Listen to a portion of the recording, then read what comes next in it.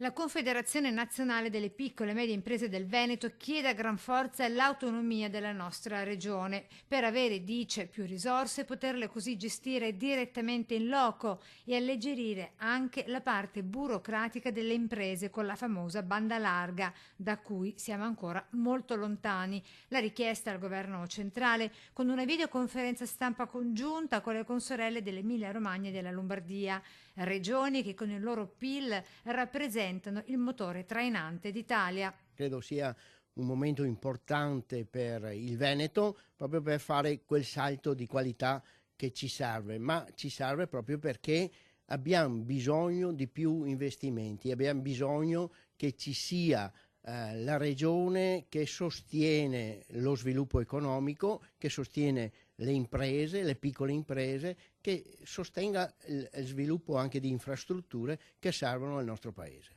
E resta sempre il Veneto la forza economica maggiore di tutto lo stivale.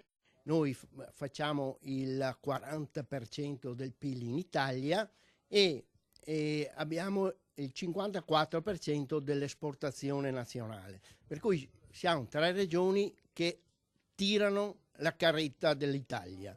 Allora, su questo credo sia importante che il nostro governo abbia un occhio di attenzione. Nella manifattura siamo forti e la piccola impresa credo che ha sviluppato anche nel periodo di crisi quelle sinergie per poter essere sempre all'altezza del prodotto nuovo e del prodotto all'avanguardia. La qualità dei nostri prodotti sono importanti, ma oltre a questo credo che nel Veneto dobbiamo sviluppare quello che abbiamo e che sviluppiamo poco, che è il turismo. Il turismo nel territorio è una cosa importante. Ed è subito polemica con le regioni del sud, Campania in testa, i timori sono quelli noti. È incapibile che pensano che avendo l'autonomia queste tre regioni portano via risorse a loro. È inevitabile che ci sia questo tipo di contrapposizione, ma io credo invece che non deve essere una contrapposizione, ma deve essere uno slancio per tutti.